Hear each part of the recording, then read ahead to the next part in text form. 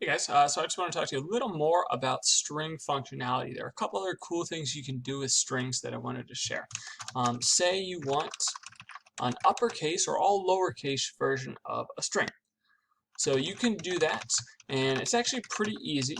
And as you might expect, if you wanted it, you just do something dot, but not uppercase, you just do dot to uppercase. So another dot to uppercase. Okay, so this will just capitalize everything in there and just turn all the letters into capitals. So you'll be like, the Irishman at you. Okay, so one thing I did want to point out is this doesn't actually change the string. It doesn't actually change the string. It just makes a temporary copy that is all uppercase. So if I go ahead, like another is not changed. So if I just go ahead here and try and print out another, I didn't change the variable. I didn't set another equal to something. This just looks like that. Okay, so another is still the same. If I wanted to change it, I would have to do this. I would have to set another to actually equal the uppercase version of it like that. Okay. One thing worth noting, even if you have like numbers or symbols in there, like changing it to uppercase obviously is not going to do anything, right? It only affects the letters that are in the string. So if we print out the another here, you'll see that even converting everything to uppercase doesn't affect anything there. Okay. Now, same thing if you convert to lowercase. So if you take this same thing and you want the lowercase version, it's just going to go all lowercase like this. So we'll do to lowercase. So you just do the string name again, dot to lowercase, and that'll give you the all lowercase. Again, it leaves the numbers and the special things alone. So that's this version right there, where all the letters are lowercase, nothing else has changed. Okay, so that's the uppercase and the lowercase. Another thing you might want to do is replace something. This is going to turn out to be pretty useful and fun from time to time. So you can replace all instances of one letter or phrase with another.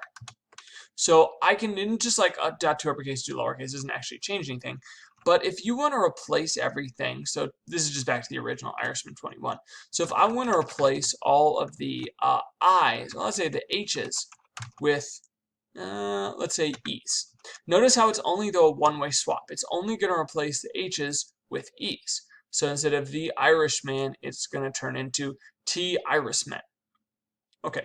The length doesn't have to be the same. You can try different lengths.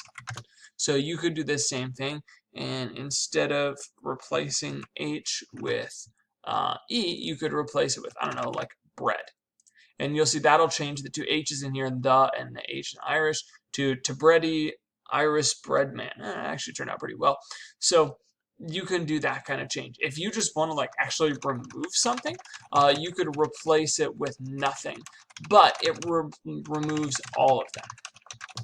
Okay, so if I remove all the H's and just get rid of them completely, oops, and I replace them that way, it'll take all the H's and get rid of them to T Irishman 21. Okay, so that's a replace. Not like super useful, but I think it's pretty fun, and it'll come up every once in a while. Okay, so let's see what's next. The other thing I wanted to talk about was the last one we wanted to look at on the quick reference guide, index of.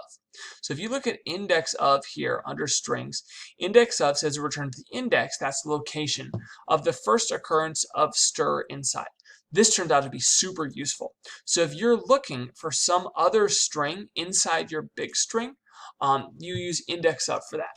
So if I have, like, let's say I'll make another movie. So string, I don't know, let's say my old favorite movie. When I was in high school, my favorite movie was Fight Club. If you haven't seen it, it's like fantastic. It's rated R, but it's really worth watching. So if you want to see like the location of something inside Fight Club, index of will return the first location of the letter in parentheses, or the letters in parentheses. So if you do like old fave dot index of, and you look for, say, a G. Okay, so it's going to keep counting like before. It goes 0, 1, 2. So it's going to give you the first location of that G, which is 2. Now, even if you put another G at the end, no matter how many times you run it, it will always give you the location of where the first one appears, right? It always gives you that G. You can search for a whole phrase. So for example, if you want to see where does the first time that we have, I don't know, like an HT occur. So what it does then is it will tell you where that phrase begins. So it'll look for where the HT occurs in 0, 1, 2, 3, and it'll start that in location 3 and give me that. Now, you might be wondering, what if you look for something that's not in there? So what if you look inside this old fave? Oops. No. What if you look inside old fave and try and find something bad? Now, obviously, this isn't going to work because there's nothing bad in Fight Club. So if you try and look for that, what it's going to do, according to the quick reference guide, is give you -1. It tells you -1 if it doesn't find that phrase. So if that phrase is not in old fave, it returns -1. And you could put another variable in here too, right? If you had another string variable, you could put that inside the parentheses instead of just quote that. But if you do, I'll copy paste this. But if you look, for example, and try and print out num, you're going to find there's nothing bad in there. The phrase bad doesn't appear anywhere inside Fight Club. So when you run that, it gives you this value -1. It doesn't crash your program. The -1 just says it's not in there anywhere, which makes sense, right? Because -1 is not a location. These are numbered 0, 1, 2, 3, 4, 5, 6, 7, 8, 9, 10. There's no -1. There's nothing bigger than that. So anyway, that's how index of works.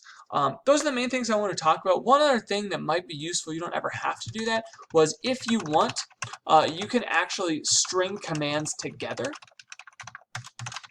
So let's say you want to, like, I don't know, capitalize, or maybe not capitalize, like replace all the G's with, I don't know, Q's after spot 4. So I could like take this substring from spot 4 on. So I could do like old fave dot substring from 4 to the end. So this gives me like everything from 4 on. So 0, 1, 2, 3, 4. So that's from T on to the end. And on those, I can replace then all the G's with, I don't know, like Z's. Okay. Make sure my parentheses line up, one for the replace, one for the print line. Yeah. So this will work. I'm not certain this is something you want to be doing just because it's a little confusing, but you are allowed to kind of string things together like this. Okay. So that was some more stuff on strings, and I look forward to seeing you guys in class helping you with your lives.